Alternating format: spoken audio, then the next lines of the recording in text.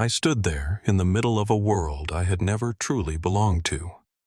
My name is Daniel Hayes, 30 years old, a regular warehouse worker from Georgia, and today was supposed to be my wedding day. This 5-star hotel was so dazzling it left me breathless. Crystal chandeliers sparkling like thousands of fallen stars hanging from the ceiling, casting light over 480 guests. Business tycoons, politicians, and the elite of high society. They laughed and chatted loudly, clinking champagne glasses, talking about stocks, yachts, and vacations in Europe. I was wearing a custom-tailored tuxedo, forcing a smile onto my face, but inside I was a bundle of nerves. This was my wedding to Olivia Grant, daughter of one of the wealthiest families around, and I knew full well that I was just an ordinary guy who had somehow slipped into their world. My heart pounded as I scanned the crowd, searching for a familiar face among this sea of strangers. And then I saw him. My father, Samuel Hayes, 63 years old, walking in through a side door. He was wearing the same old suit I remembered him buying more than 14 years ago. His worn leather shoes cracked and scuffed his thin frame, slightly stooped as if trying to make himself smaller. Father lived simply keeping his fortune in foreign accounts and a trust fund so I could grow up normally. He stood quietly in a far corner near the emergency exit like he was afraid of disturbing anyone. His face was weathered from years of hard labor, but his eyes shone with a mixture of pride and anxiety. My dad had raised me single-handedly after Mom passed away. He worked himself to the bone on our little farm in rural Georgia so I could get a decent education. He never complained once. But today, in the middle of all this luxury, he looked heartbreakingly out of place. My throat tightened dry and aching. A wave of love and pain washed over me.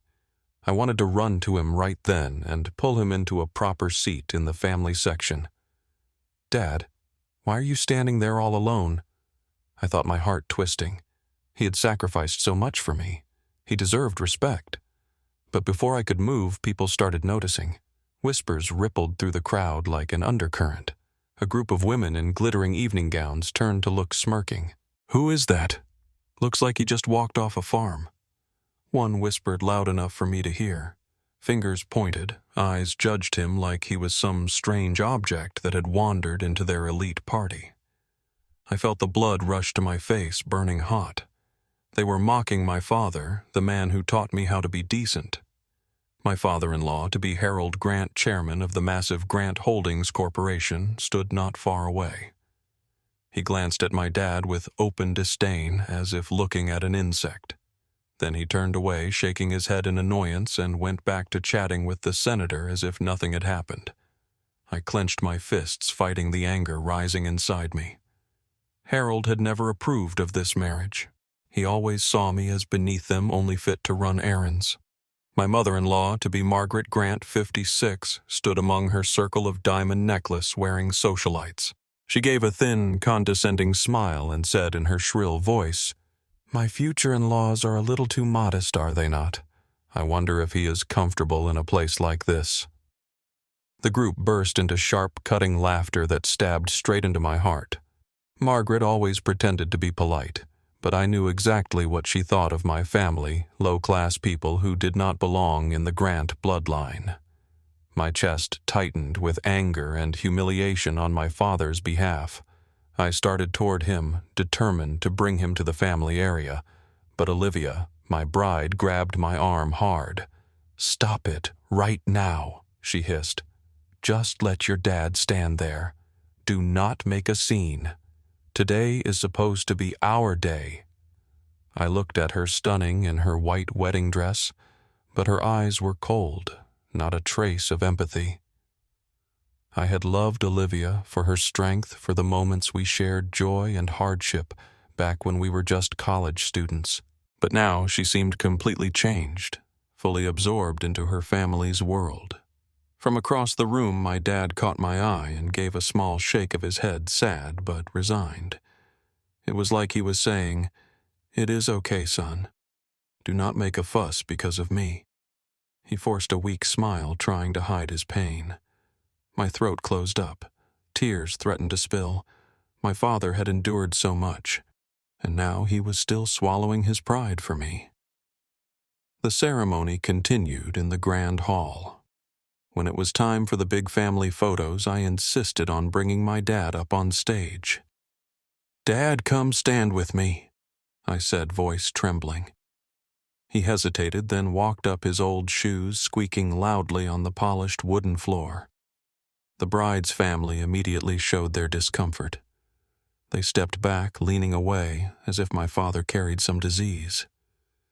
Brandon Grant, Olivia's younger brother, a spoiled, arrogant kid, could not hold back. He sneered loudly. "Is that supposed to be a father? Looks more like a pile of country trash to me, and he is walking up here slow like a beggar." His voice carried dripping with contempt. The whole group erupted in thunderous laughter. Some even patted Brandon on the back like he had told the joke of the night. Olivia laughed too, not once looking at my father, not once trying to stop it. She just laughed as if it were all harmless fun. I saw my dad standing frozen amid the roaring laughter, eyes red, but still forcing a strained smile clinging to the last shred of his dignity. Something inside me snapped. Rage exploded, burning through my chest. I threw the bridal bouquet to the floor with a loud crash that echoed through the hall. "I am calling off the wedding!" I shouted loud enough for every single person in the room to hear. The entire hall fell dead silent, then erupted into chaos. Whispers turned into a tidal wave of voices, every eye fixed on me, the madman who had just spoken those words. I stood there breathing hard, but with no regrets. This was my limit. The Grant family exploded like a bomb. Chairs scraped loudly. Shouts and screams fused into a wave of fury that swept through the entire hall. "What is going on? Why is he calling off the wedding?" Someone cried out in panic from the front row. Olivia, my almost wife, or now my ex-fiancé, went white as a sheet.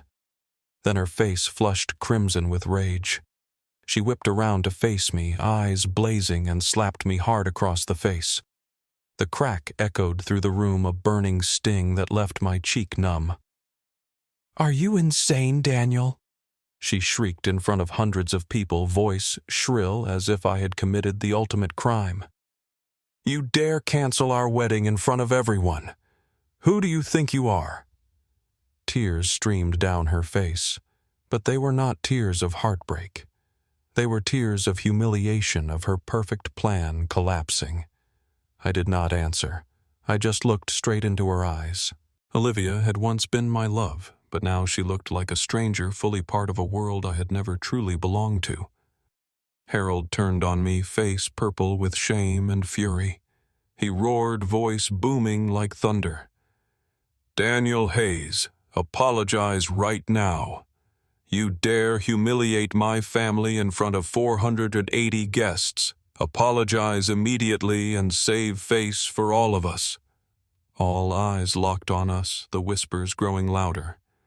He jabbed a finger at me, face twisted as though I were the traitor. Margaret stepped forward, her usually refined features contorted with rage. Her voice was ice-cold and venomous. "A low-life like you has the nerve to open his mouth and call off the wedding. Ridiculous.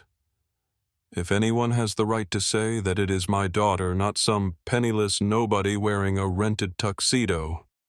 Margaret waved her hand dramatically, diamonds flashing under the lights as if to underline the gulf between us. The entire hall fell silent, listening. A few guests nodded in agreement. Margaret had despised me from the very first family dinner, always hinting that I was marrying Olivia to climb the social ladder. The blood boiled in my veins, but I stayed silent, letting the anger fuel my resolve. Brandon, Olivia's younger brother, and his pack of rich friends charged forward like hunting dogs.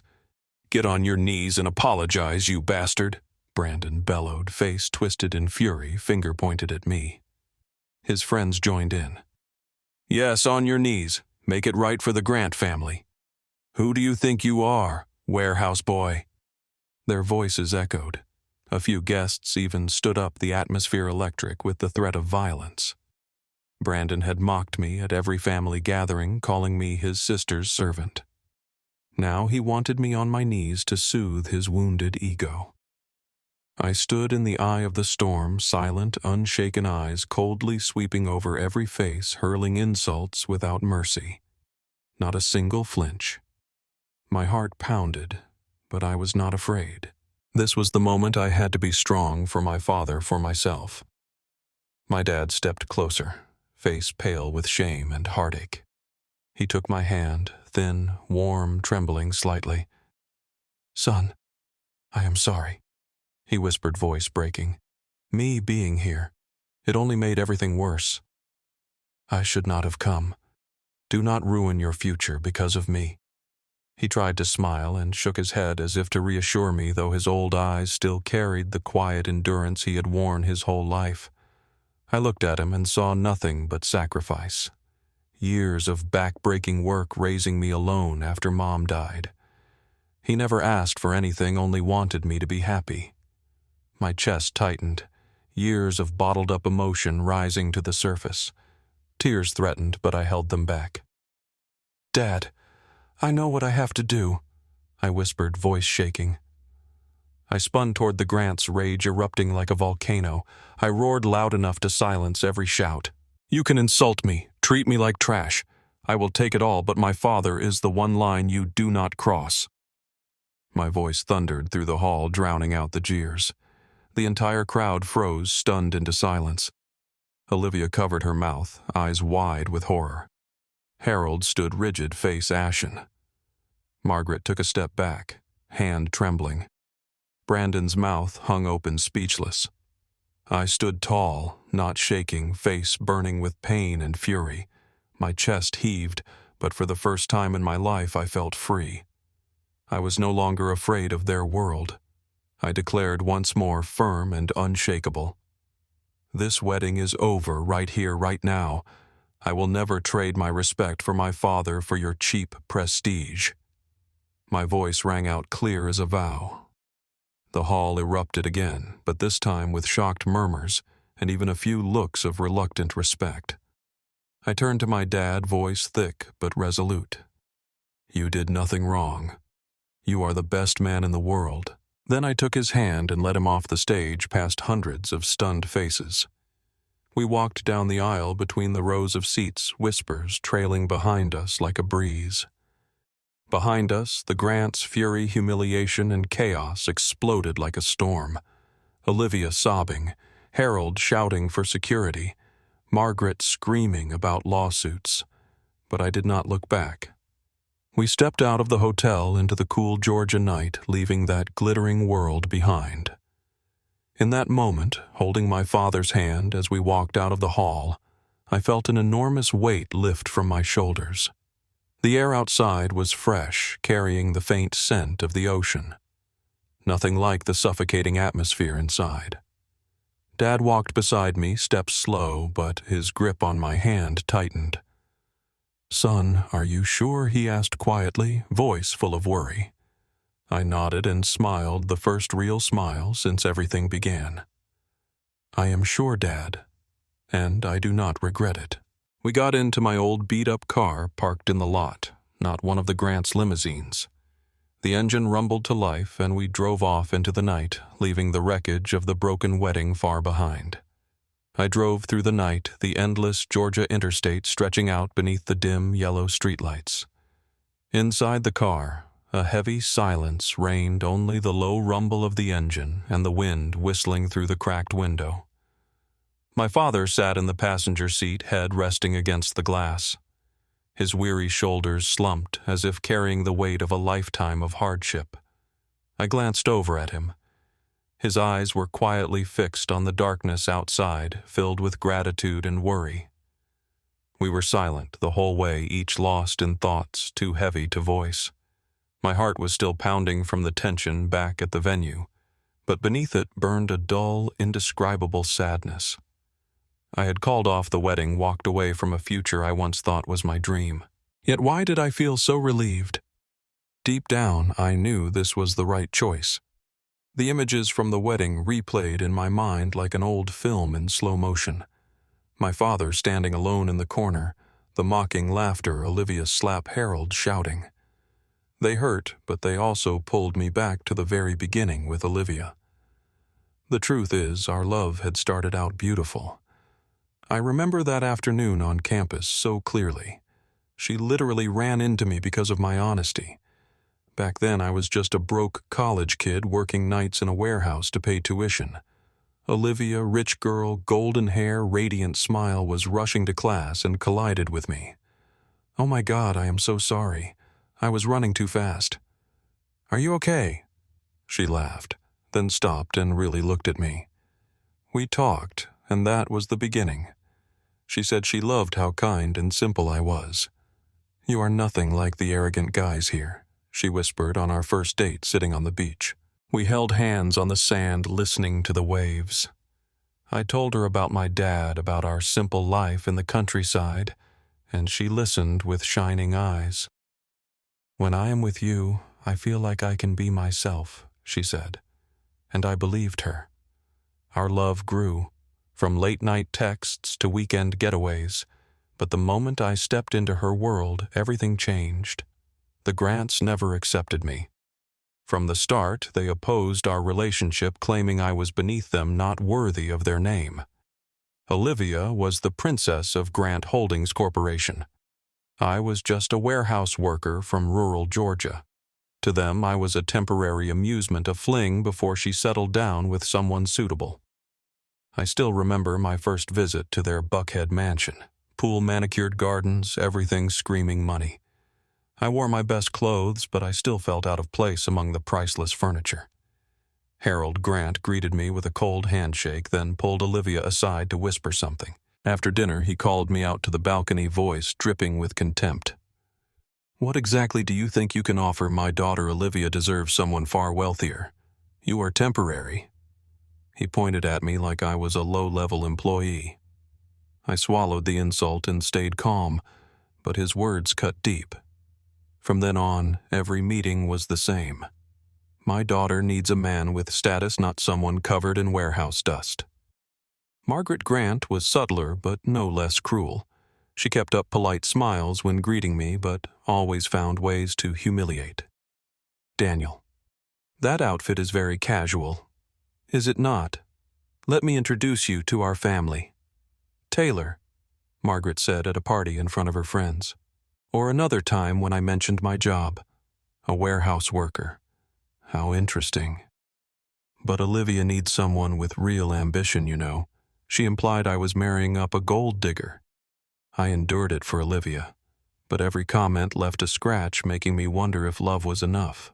They even presented me with a thick prenuptial agreement to protect their assets. It was a stormy evening in Harold's lawyer's office. The black leather folder on the table was full of complicated clauses.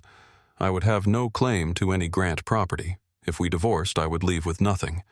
"It is just standard procedure," Daniel Olivia said, avoiding my eyes. Harold sat there, voice cold. "Sign it. Prove you love my daughter for herself, not her money." I felt humiliated, like they saw me as a thief. My hand shook as I held the pen, but I signed, thinking love would make it worth it. Now behind the wheel, I realized that was my first mistake. They never trusted me, and Olivia, she did not either. Olivia had been so confident, certain that with her family's power and my soft heart, she could mold me into what they wanted.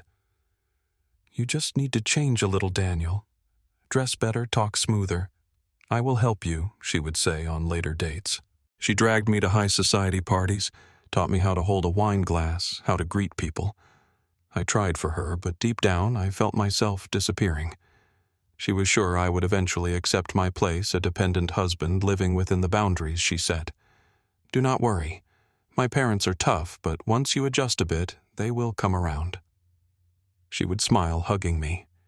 But that arrogance, that blind certainty helped turn today's wedding into a disaster. She never imagined I had limits, that my father was untouchable. Now, driving down familiar roads, I wonder, does she regret it? Or is she just upset about the public humiliation behind the wheel? Even with a heavy heart, I feel no regret. I know I did the right thing, the thing a decent man can never back down from. Calling off the wedding meant losing a life of wealth, but keeping my self-respect and my love for my father. That is what truly matters. I glance at Dad again. He is resting his head against the window shoulders, tired, but eyes quietly filled with gratitude. He does not speak, but that look says everything. Thank you, son, for choosing me. Warmth fills my chest, and I am more certain than ever that today's choice was the only one I could have made. We have been through so much together. Mom's death, years of poverty, and now this storm. My father is my rock, and I will never let anyone hurt him again. The car speeds through the night, leaving behind the glittering lights of the ruined wedding and the life I never truly belonged to. The road home to Dad is getting closer. Small houses appearing under the moonlight. I remember the last time I was here before the wedding when he asked, "Are you happy, son?" I nodded then. But now I know what real happiness is. It is not mansions or luxury cars. It is this moment beside my father, free from fake chains. The car rolled to a stop in front of the familiar little house where my father had lived alone for so many years. It was an old wooden cottage with a patched-up shingle roof, a faded white picket fence, and a neat vegetable garden in the backyard. Warm yellow light spilled from the windows, greeting us like an embrace. I turned off the engine and stepped out. The cool night air rushed in, carrying the scent of damp earth and leaves. Dad walked beside me, his steps slower than usual, as if the storm from the wedding still clung to him. We entered without a word. The door creaked in the silence. Inside, everything was exactly as it had always been.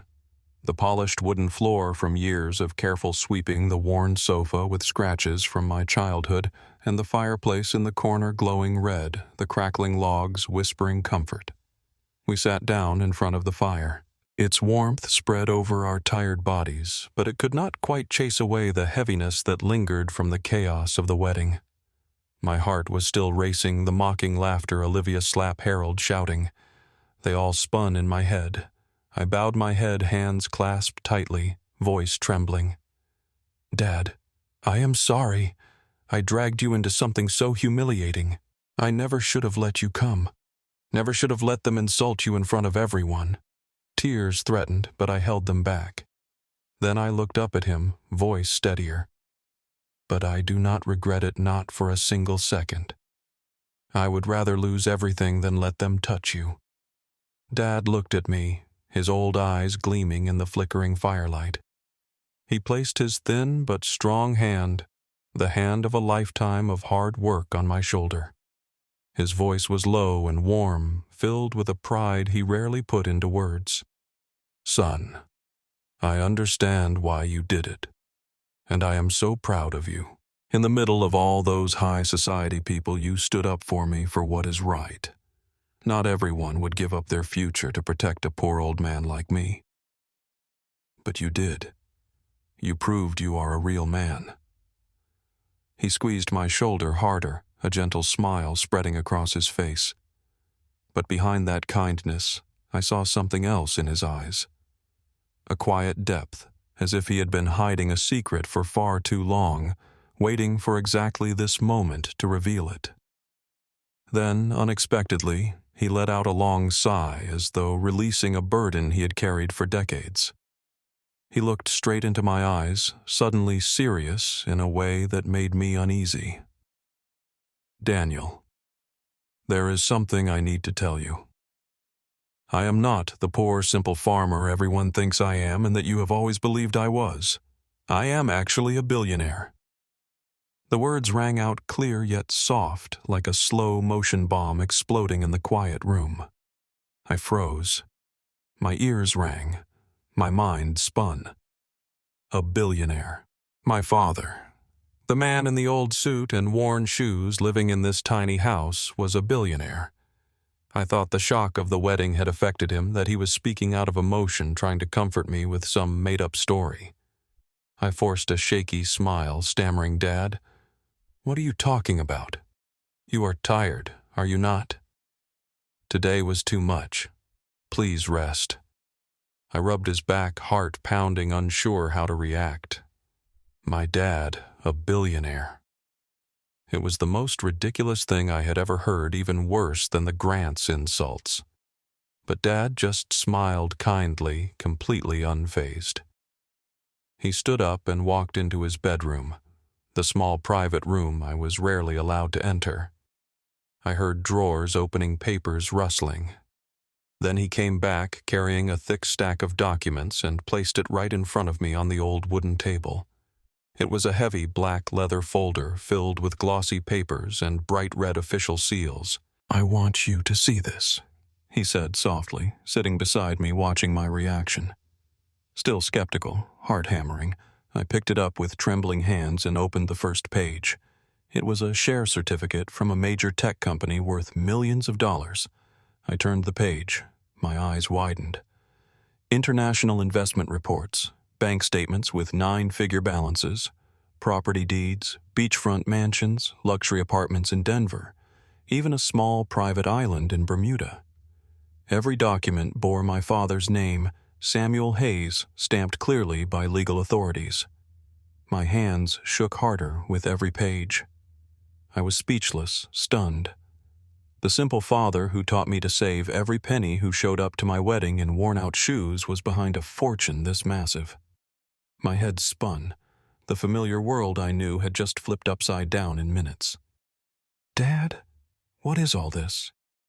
How I stood up abruptly, barely able to form a sentence, voice cracking as the ground seemed to crumble beneath me.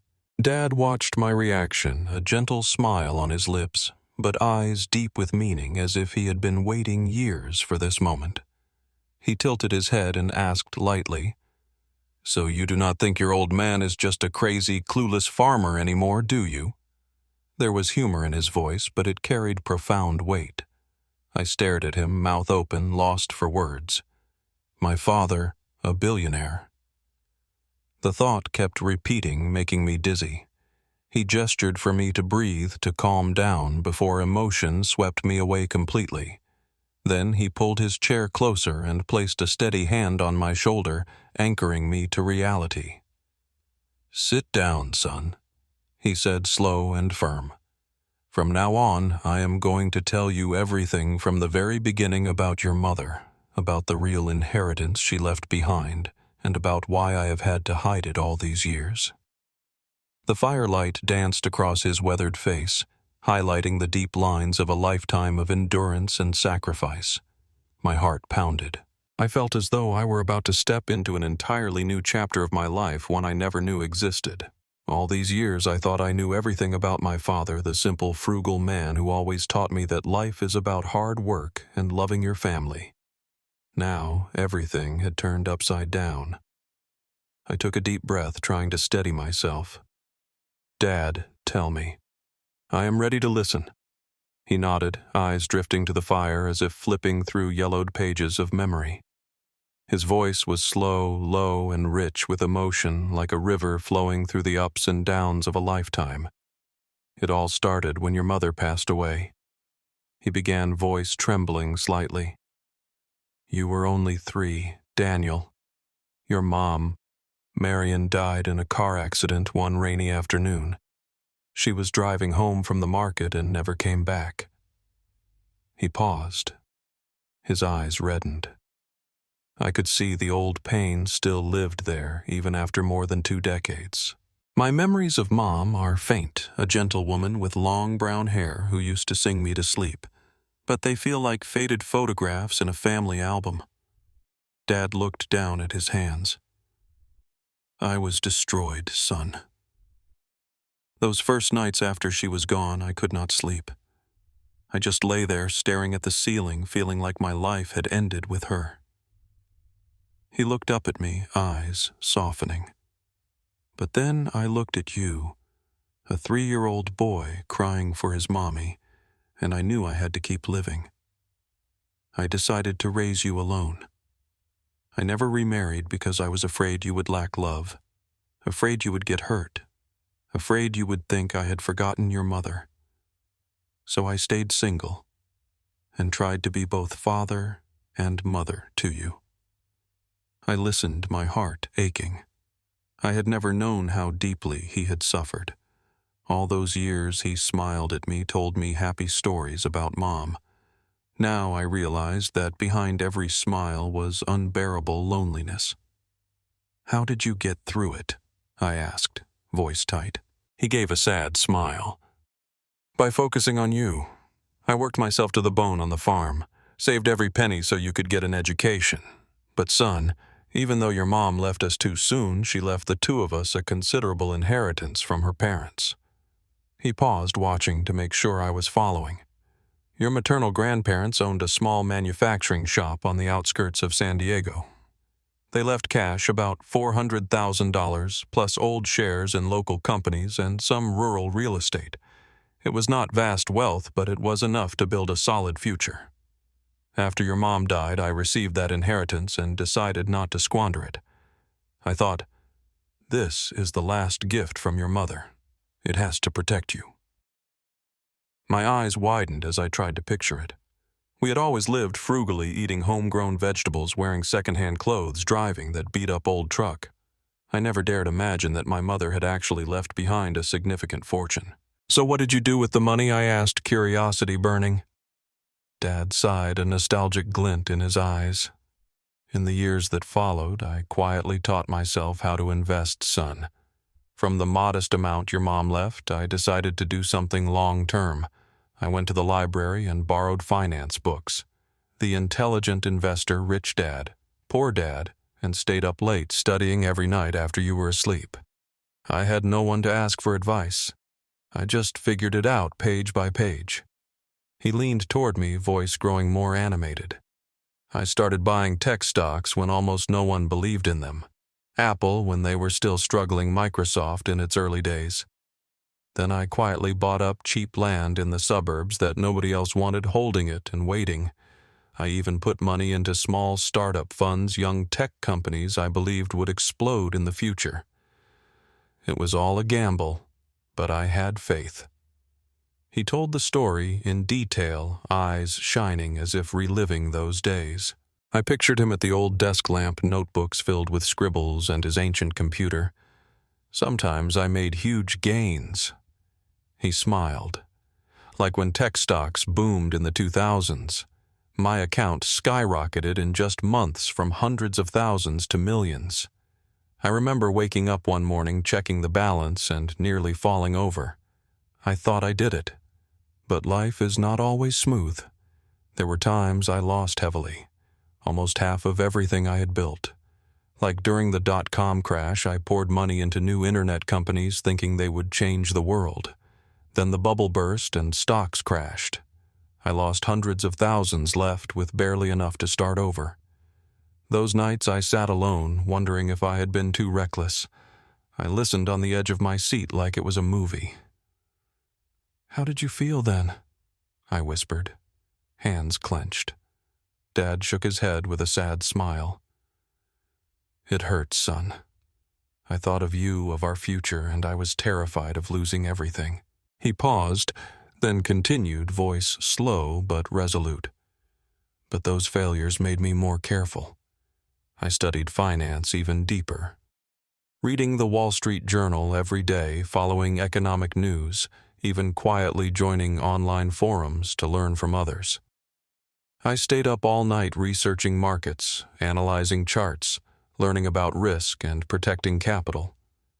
Finally, after decades of patience and steady steps, my wealth grew exponentially from millions to tens of millions, then hundreds of millions, and now my total net worth exceeds $1.2 billion.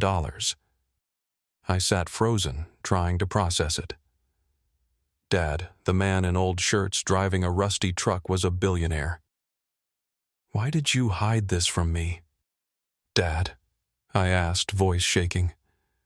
He looked at me for a long moment, then spoke slowly, voice deep and heavy with meaning. "I hid it because I wanted you to grow up normal, Daniel.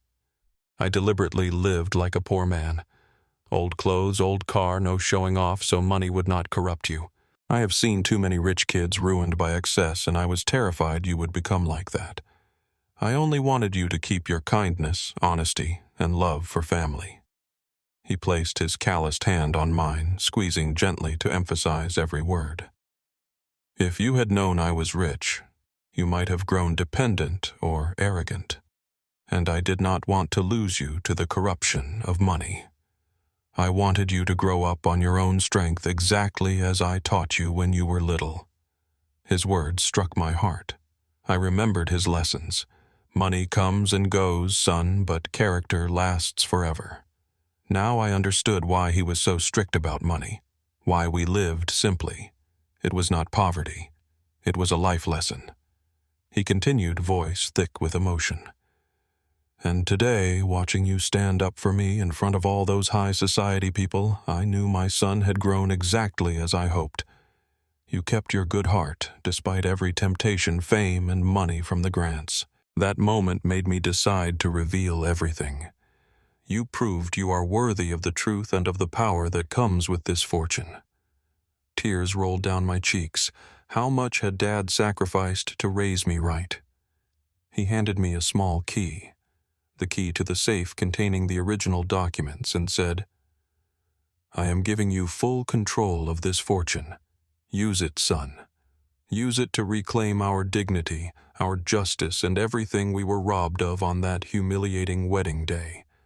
I trust you to do it." I hugged him too, moved to speak. That night, my world changed forever.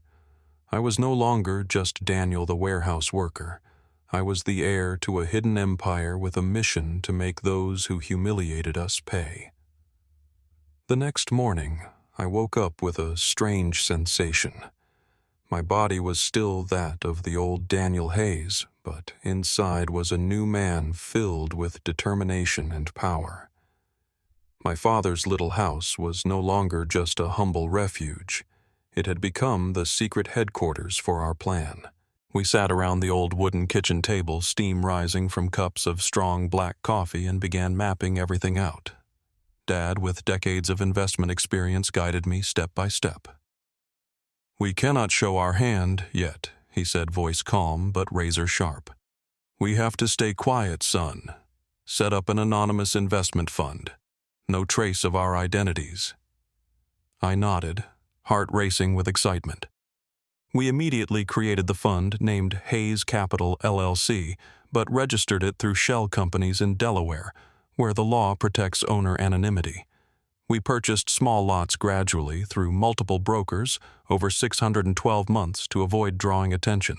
Dad showed me how to move money from his hidden accounts, and within days the fund had tens of millions of dollars ready to deploy. We began quietly buying up Grant Holdings Corporation shares from disgruntled minority shareholders. I still remember those first calls. Through intermediaries, we contacted individual investors on the exchange, purchasing small lots to avoid attention. "Buy slowly, son. No rushing." Dad reminded me, eyes gleaming with seasoned wisdom. I hired a discreet financial team, freelance experts from small firms in Portland, bound by ironclad NDAs. They dug into Grant Holdings Corporation cash flows, public financial reports, supply chains, and deep dives into expense records. At the same time, we gathered testimonies from former employees who had been unfairly fired. I personally called them under a fake name, listening to their bitter stories. "Harold fired me because I refused to hide his personal expenses," one said, voice shaking.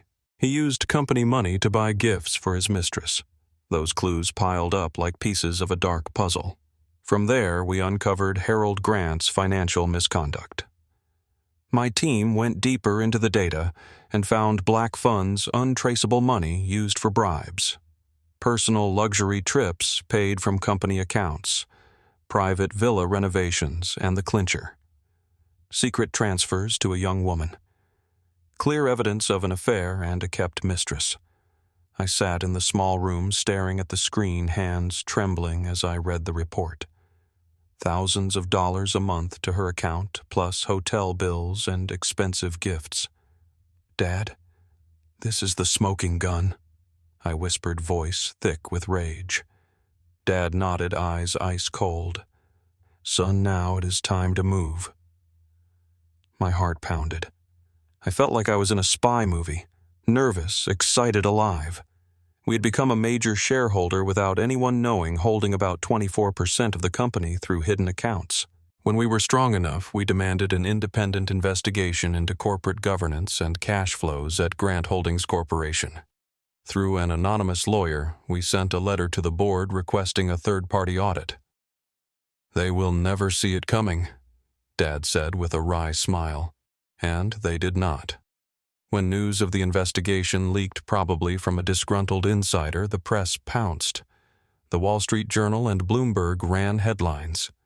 "Grant Holdings Corporation faces allegations of financial misconduct." Financial channels like CNBC devoted entire segments to dissecting it. Grant Holdings Corporation's reputation tanked within hours. Major clients and corporate partners called demanding explanations and threatening to pull contracts. Employees panicked. Rumors of scandal flew and resignation letters poured in. I watched it all on my screen, pulse racing. "They are panicking now, Dad?" The Grant family reacted exactly as we predicted, furiously. Harold raged at an emergency press conference, face purple, slamming the table. "This is a vicious smear campaign. We will sue whoever is behind it." He hired lawyers and private investigators to hunt down the mastermind. Brandon, the arrogant little brother, went on X and LinkedIn ranting, "This is economic sabotage by our enemies.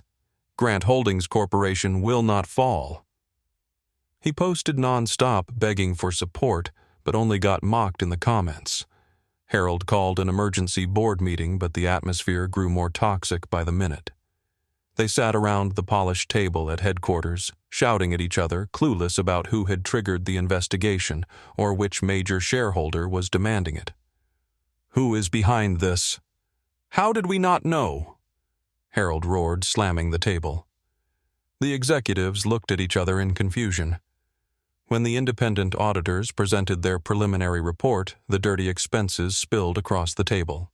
Black funds, personal charges, payments to a mistress. Shareholders erupted, pounding the table. "Harold, explain this now. That is our money, not yours." Some demanded his immediate removal, voices shaking with fury. Several shareholders called for a vote of no confidence, while major outlets ran non-stop coverage of Harold's financial and personal scandals. Forbes Grant Holdings Corporation chairman accused of affair and corporate fund abuse. Margaret and Olivia barricaded themselves in the Buckhead mansion, too ashamed to leave, as paparazzi camped outside the gates shouting questions. Grant Holdings Corporation stock plummeted over 3 straight days. I watched the chart on my screen, heart pounding, as it fell from $65 to $38, then $24 a share. Small shareholders panicked and dumped their holdings, seizing the moment our fund launched a takeover bid offering to buy controlling shares at the fire sale price of just $18 each. While the market was in chaos, terrified investors sold en masse to cut losses, transferring ownership to us without ever knowing the real buyer. "They are walking right into the trap," Dad whispered, eyes blazing. Harold desperately called old investor friends, begging for rescue, promising huge returns, but no one would touch it with the scandal everywhere. "Sorry, Harold. Your stock is too toxic right now," one old friend said before hanging up. He sat alone in his office, pale and sweating. In just weeks, Grant Holdings Corporation plunged into a full-blown crisis. Reputation in tatters, finances drained, stock in freefall. Control was quietly slipping into the hands of the mysterious shareholder they still had not identified. Me, Daniel Hayes.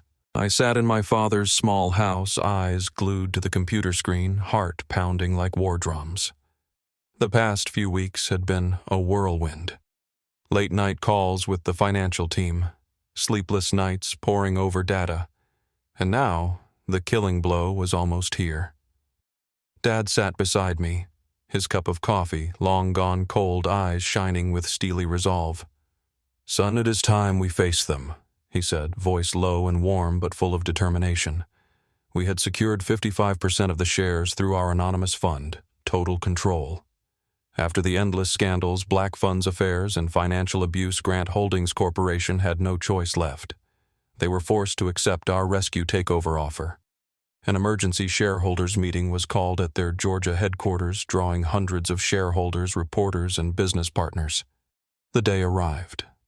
We drove there, the salty Georgia sea breeze blowing through the windows. My heart was racing, hands gripping the steering wheel. Nervous, Daniel. Afraid of something? Dad asked. I shook my head. Not afraid, Dad. Just excited. They treated us like trash. Now they will see. He placed a hand on my shoulder. Remember, son, not blind revenge. Justice. His words calmed me, but deep down the anger still burned. Memories of the laughter mocking my father. Olivia's slap. Brandon's sneers. This was the moment to take everything back. Grant Holdings Corporation headquarters was packed. Hundreds of shareholders crowded the grand conference hall, whispers buzzing like a disturbed hive. Reporters from the Wall Street Journal, Forbes, even CNN lined up cameras and microphones. Major business partners sat in the front row, faces tense over hanging contracts. The air was thick with coffee and nervous sweat. We waited in a side room, catching fragments of the noise. The board secretary, a middle-aged woman we had contacted earlier, whispered over the phone, "Everything is ready." My pulse hammered harder. It felt like standing at the edge of a cliff about to leap. Harold Grant appeared first, walking onto the stage with a strained face and dark circles under his eyes from sleepless nights. He tried to maintain his usual authority, black suit gleaming, but his hands shook holding the microphone. Margaret followed, attempting elegance with her hair in a high bun and diamond necklace, but unable to hide her exhaustion. Sunken cheeks, red eyes. Olivia trailed behind, head down, hair messy. No longer the poised heiress, she looked drained, as if the scandal had sucked the life out of her. Brandon stormed in behind them, face twisted in rage, clutching his phone like he was ready to post another rant. The meeting began. Harold stammered about a temporary crisis and recovery plans. Then the board secretary stepped forward and announced into the microphone, "Ladies and gentlemen, the anonymous investment fund, currently the majority shareholder, has informed us that their highest representative will personally attend to announce the transaction." The hall erupted in whispers. "Who is it?" "A secret billionaire," one shareholder muttered. "A hostile competitor," another guessed. Reporters raised recorders, eyes gleaming with anticipation. The tension was suffocating. Everyone speculated about the mastermind behind the takeover. Harold wiped sweat from his brow, face pale, forcing a smile. "We will welcome them and discuss fairly." The doors opened and we walked in. I stepped forward first. Dad right behind me, our footsteps firm on the polished wooden floor. Instantly, many shareholders looked puzzled, whispering, "Who are they? Never seen them before." But the Grants froze, eyes widened in horror, then twisted into mocking laughter, thinking it was a joke. Olivia covered her mouth, face white as a ghost. Margaret shook her head, voice shrill. "What is this? Why are they here?" Brandon shot to his feet, pointing straight at me, face crimson. "What the hell are lowlives like you doing here? This is a shareholders' meeting, not your warehouse." His voice echoed with the same contempt as on the wedding day. Harold coldly ordered security. "Get these nobodies out of here. We are wasting time." Guards moved in, but I stood still, eyes sweeping coldly over them. My heart pounded, but I was not afraid. This was the moment I had waited for. The board secretary immediately declared into the microphone, voice ringing clear. "Ladies and gentlemen, Mr. Daniel Hayes and Mr. Samuel Hayes. Mr. Samuel Hayes are the legal representatives of the Anonymous Investment Fund, the majority shareholder holding 55% of Grant Holdings Corporation." The entire room went dead silent, as if doused with ice water. A few seconds of stunned stillness, then an explosion of gasps and murmurs. Cameras flashed non-stop. The sound of shutters filled the air. Shareholders who had sold to our fund went pale mouths agape, realizing the people they had mocked at the wedding were now their new owners. "That is the father and son from the wedding," someone whispered. "My God, they have taken over." I stood there staring straight into Harold's eyes, a wave of satisfaction surging through me. Harold turned ashen, losing control and shouting in denial. "Impossible. This is a conspiracy, a fraud. I will sue you both." His voice cracked, face contorted. Margaret staggered as if about to faint, clutching a chair, eyes glazed with shock. Olivia covered her mouth, tears streaming, unable to believe it. "Daniel, how could you? You were behind all of this." Brandon charged at me, fists raised, roaring. "You betrayed our family. You dared humiliate us in front of the world, you bastard." Security grabbed him and dragged him back, turning the hall into chaos, shouting chairs, scraping reporters, shoving for photos. I calmly stepped onto the stage, voice firm. "Our fund has completed the acquisition of the majority stake. As of today, operational control passes to me." I presented the facts briefly, how we had saved the company from collapse, our recovery plan. Many shareholders stood and applauded, nodding in approval. One even shouted in support. Reporters filmed non-stop, capturing this historic moment. Harold made one last desperate stand, face purple, finger jabbing at me. "You manipulated everything. You destroyed my company. This is a crime." But I only smiled coldly and laid out the evidence. Black Fund's payments to his mistress, irrefutable proof. "This is what you did, Harold. I did not destroy anything. You dug your own grave." The hall erupted in outrage. "Strip him of power. He cannot lead another second." The meeting ended in pandemonium. The Grants were stripped of all authority. Harold dragged off the stage amid jeers, Margaret sobbing, Olivia collapsing into a chair, Brandon restrained by security. I was officially elected interim chairman to thunderous applause. Daniel and Samuel Hayes walked out of the hall under a storm of camera flashes, now the undisputed new owners of the empire that once humiliated them. In that moment, with flashes lighting up my face, I felt every burden lift from my shoulders. Dad took my hand, smiling with pride. But the journey was not over. This was only the beginning of their complete downfall. I stepped out of the Grant Holdings Corporation headquarters building, the blazing Georgia sun hitting my face. But inside me raged a storm of emotions. My father walked beside me, his hand gripping my shoulder tightly as if to keep me steady amid the thronging crowd. Reporters swarmed like bees, thrusting microphones forward, questions coming in a torrent. "Mr. Hayes, any comment on this takeover? Was this personal revenge?" Camera flashes exploded non-stop, blinding me, but I stayed calm and gave a faint smile. Today marks a new beginning for Grant Holdings Corporation. We will operate with transparency and fairness. Dad said nothing, only nodding at the press, his eyes deep as the ocean. We got into the car, the engine roared to life, and we sped away through the chaos.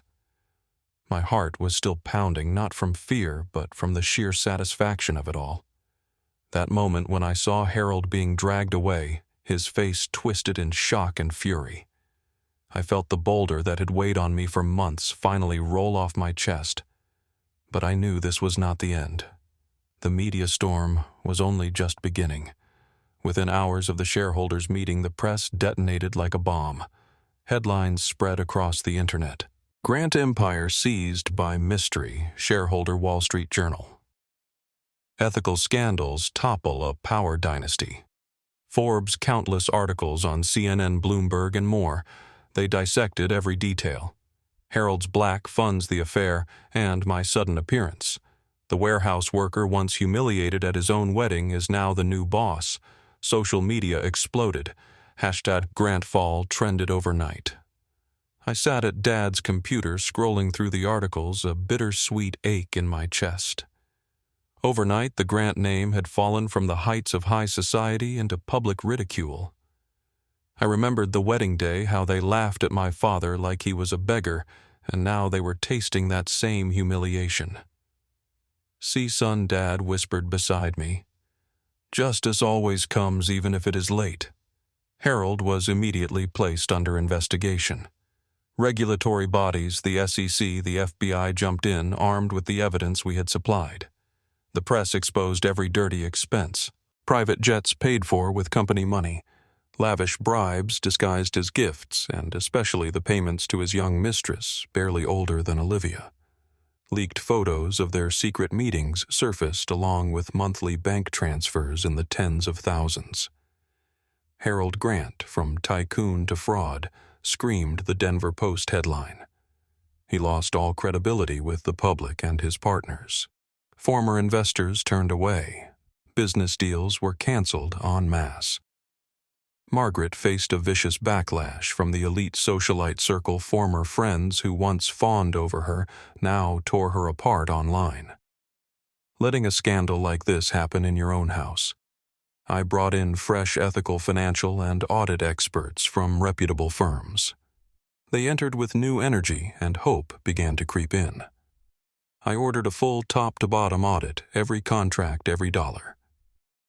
Late nights in the office, under bright lights, my team and I sat around the table.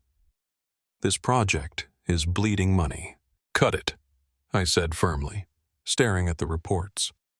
I eliminated Harold's wasteful vanity projects and preserved the solid foundations, tech, and real estate divisions with real potential. My heart raced with every new discovery of wrongdoing, but also with excitement at the possibilities. This company can rise again, I thought, voice steady. I publicly released the full audit results to all shareholders, a move that shocked the market. Instead of hiding like Harold, I held a press conference and stood at the microphone. "We are committed to transparency. Here is the complete report. No cover-ups. The stock stabilized. Investors called to congratulate us. The market began trusting the company again under new leadership, and I felt proud not for power, but for doing the right thing." Employees who had lived in fear under the old toxic culture started breathing easier in meetings. They told me, under Harold, we were afraid to speak the truth. Some even stepped up. "For the first time, we feel heard, Mr. Hayes." I held open forums, listened to their ideas, and the company culture shifted from fear to collaboration. My heart warmed seeing them smile. It felt like building a new family. The media tone changed too. A new dawn for Grant Holdings Corporation, Bloomberg rising from the ashes. CNBC Daniel Hayes became a business sensation. Constant interviews, profiles, praising the warehouse worker turned CEO. I smiled to myself, remembering when they looked down on me. Meanwhile, the Grants were completely shunned by society. They barricaded themselves in their Buckhead mansion, doors locked, avoiding press and former friends out of shame and total loss of status. Rumors spread they were selling assets to pay debts. Harold faced prison. I did not gloat, just felt justice. I stood at the huge glass wall of the chairman's office, looking down at the Grant Holdings Corporation building where they once laughed at me, despised my father, and treated us like trash in front of their elite crowd. Just months ago, I was humiliated in that very lobby below, but now the entire empire was mine. I picked up the phone and called Dad. On the other end was his familiar, warm, deep voice. I said softly, still watching the Grant logo far below Dad, "We did it." There was a brief silence. Then his gentle laugh rang out. "I am prouder of you than ever, Daniel." The chairman's office was vast, with a polished walnut desk and a panoramic view of the bustling city, now my domain. The late afternoon sun streamed through the windows, illuminating the stacks of papers on the desk. Financial reports, new contracts, and plans for the future. I leaned back in the plush leather chair, took a deep breath, and felt like I was living in a dream. Just months ago, I was a warehouse worker who had been despised. Now I was Daniel Hayes, chairman of a corporation on the rise. But I knew none of it had come easily. After surviving the initial crisis, those first chaotic weeks of plunging stock prices and panicked employees, I threw myself into rebuilding the company with relentless determination. There was no time to celebrate or rest. I dove into the work like a hurricane. First came renegotiating strategic contracts. I reached out to the partners who had abandoned Grant Holdings Corporation over Herald scandals, major Dallas tech firms, investment funds from Philadelphia. We are changing, I told them in video meetings, voice firm yet sincere. Transparency is our top priority. Give us a chance to prove it. They were hesitant at first, but with Dad's quiet, razor-sharp guidance, I won them over. He called every night analyzing the data. Son, this contract has a loophole in the payment clause. Renegotiate it. He never appeared in public, but his advice was my compass. Thanks to him, we signed a deal with a major tech startup bringing in tens of millions in fresh capital. I still remember the moment I signed that first contract, my hand trembling slightly on the pen, heart pounding with excitement. This is the turning point, I thought. And it was. The company began growing again. The first quarter's profit far exceeded market expectations, swinging from heavy losses to a 17% net profit. The stock started climbing from a low of $12 to $42 in just 3 months. The reputation that had been lost slowly returned. Clients called to congratulate us. Employees smiled when they saw me in the hallways. Business magazines ran nonstop stories about the Daniel Hayes phenomenon. The young man, once humiliated by his almost in-laws, now leading one of Georgia's fastest reviving corporations. I opened Forbes on my desk and saw the long feature with my photo in front of headquarters. From warehouse to chairman's office, the inspiring story of Daniel Hayes. They told my journey from the broken wedding to the shocking takeover. Every article felt like medicine, exciting yet humbling. Dad read them over the phone, voice warm. You have done well, son, but keep your feet on the ground. His words steadied me amid the whirlwind of fame.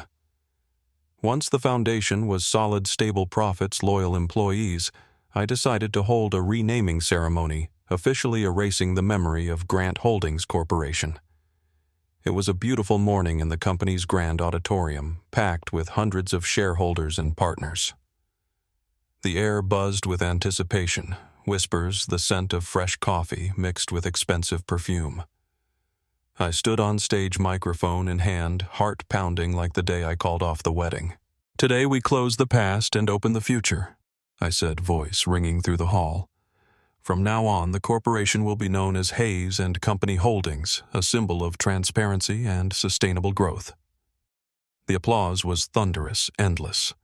I looked down at the front row and saw Dad standing there quietly watching his son put the final period on the empire that once humiliated him. His eyes glistened with tears, but they shone with pride, the old eyes now sparkling like stars. He said nothing, only nodded slightly, but that nod carried a lifetime of sacrifice. I choked up, nearly tearing up on stage. Thank you, Dad, I whispered in my heart. The ceremony ended in cheers. After the renaming, Dad and I moved to a lakeside villa on the outskirts of Savannah, one of his anonymous properties, surrounded by shimmering water and lush forest. For the first time, we had true peace. Mornings we fished by the lake, the gentle lapping of water, the smell of damp earth. Dad taught me how to bait the hook. Patience, son. The fish will bite. Afternoons, we reviewed financial reports in the spacious living room, sunlight filtering through the curtains. Evenings, we sat by the fireplace talking about the future global expansion green tech investments. I set up an office for Dad, calling it the advisor's room.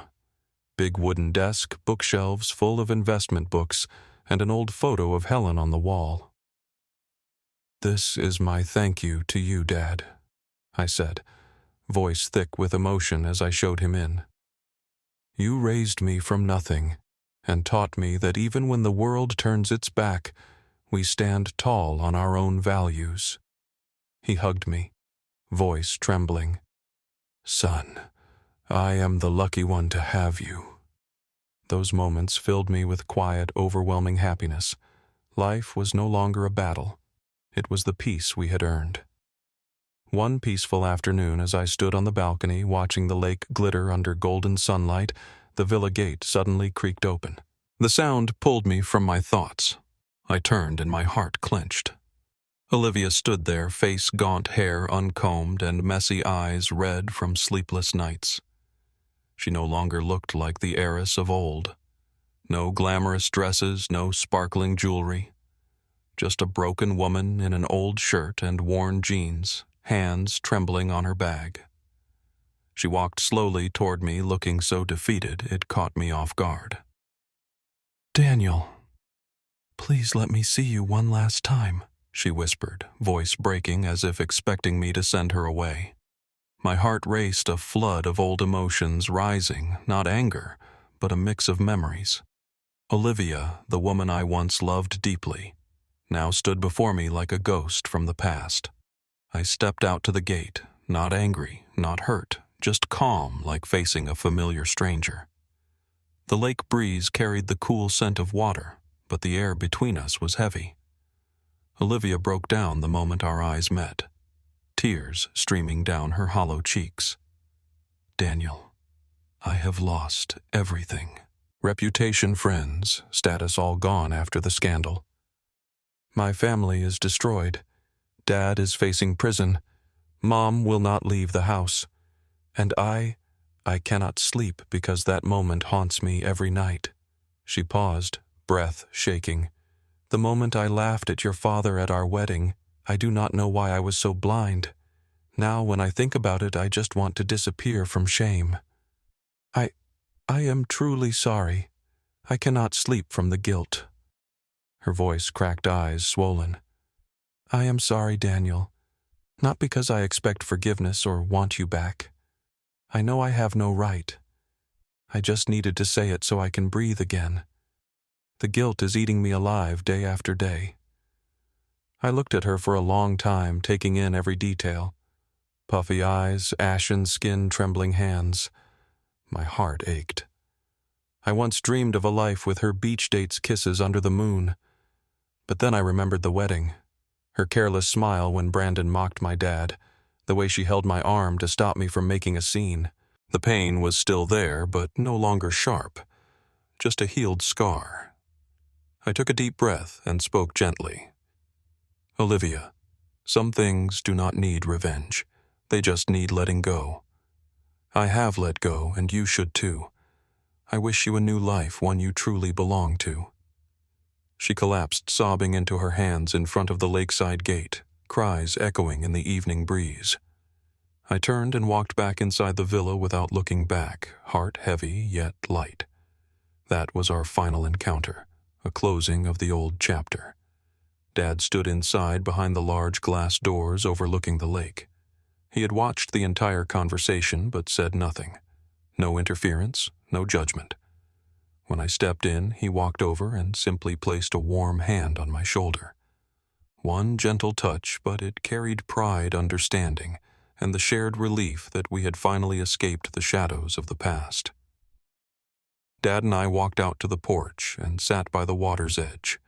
The lake shimmered in the orange-gold sunset. We did not need words. The silence said everything. The evening breeze swept across the lake, carrying away the last echoes of that encounter. And in that moment, I knew from here a truly new life for father and son had begun.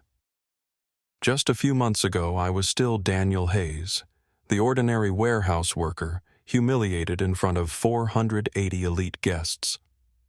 Now I am the chairman of Hayes & Company Holdings, a corporation rising from the ashes. Yet as I sit beside my father, watching the sunset, I realize that all these changes are only surface level. After everything I have learned the deepest lesson of all. True wealth is not measured by money or power, but by the people who still stand beside you when you have nothing. On the day the wedding collapsed, when everything fell apart before my eyes, I had only one person left, my father. And that was enough for me to stand up. enough to fight and enough to win. Dad was never rich in the conventional sense. He was rich in love, rich in quiet sacrifice. During those hard, poor years in our little wooden house, he never let me feel lacking. He taught me that a simple meal shared together is worth more than 1,000 banquets. And now, when we have everything, I treasure that lesson even more. I understand that filial piety is not pretty words. It is daring to stand up when your parent is insulted, daring to choose what is right, even if it costs you fame, love, or your entire future. That day at the wedding, when Brandon called my father country trash when Olivia laughed along and did nothing to stop it, I chose my father over a fake marriage. I remember the moment clearly. My heart clenched, rage exploded like fire. I threw the bouquet to the floor, shouted that the wedding was off, and walked out of the hall with my dad. Everyone thought I was insane, but I knew it was the right choice. Filial piety is not kneeling and begging forgiveness for those who insult your parent. It is protecting your family at any cost. Dad sacrificed his whole life for me, raising me alone after Mom died, working himself to the bone so I could study, teaching me to be a decent person. He never asked for anything, only wanted me to be happy. And in that moment, I repaid him by choosing him over the cheap prestige of the Grants. Now, sitting by the lake, I think back to those long nights after the wedding, driving home with Dad in heavy silence, yet filled with resolve. I do not regret it. I told him, and he just nodded, eyes shining with gratitude. That lesson is carved into my heart. Filial piety is action, not empty words. It demands courage, and sometimes everything must be sacrificed. But the reward is peace. Like this moment beside Dad with no regrets. The greatest lesson I learned is this.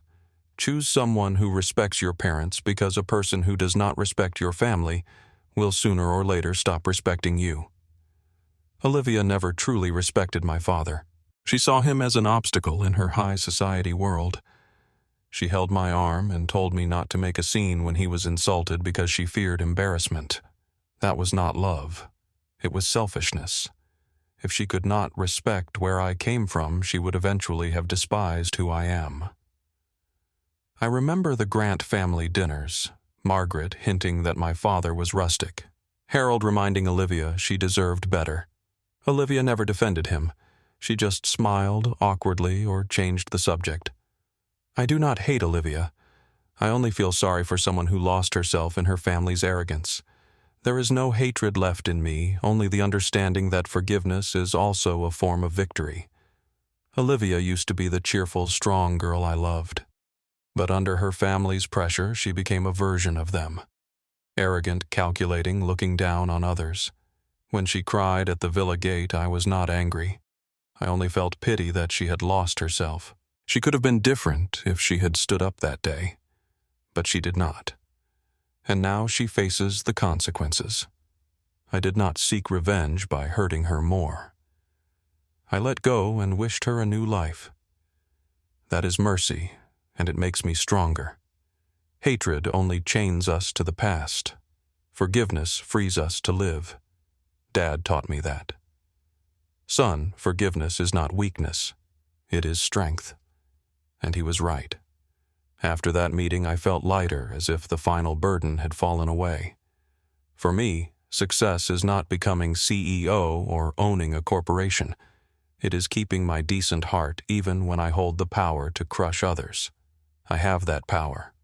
I could have sued the Grants, further exposed more scandals, but I chose not to. I chose to build, save the company, protect jobs, be transparent with shareholders.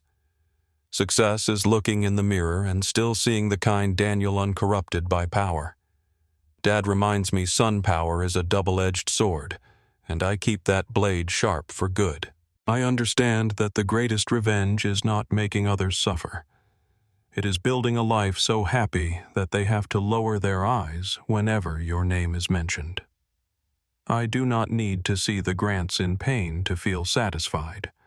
I only need to live well beside my father, running a successful company, and let them hear the name Hayes and Company Holdings and regret. That is the most refined revenge. The months with Dad in the lakeside villa on the outskirts of Savannah have shown me that the most precious thing I gained was not the corporation or the wealth. It was the quiet moments we share at dinner. Simple meals of homegrown vegetables and lake-caught fish filled with laughter. Simple but far better than any fancy banquet Dad says, and I laugh out loud. Finally, my advice to anyone: do not fear losing what was never yours. The thing to fear most is losing your self-respect while clinging to what you do not deserve. I stand on the porch, watching the sunset reflected on the lake, feeling every loss, every battle, every scar. And I know my journey did not end with revenge. It began with a new life, free and no longer shadowed by anyone else's darkness.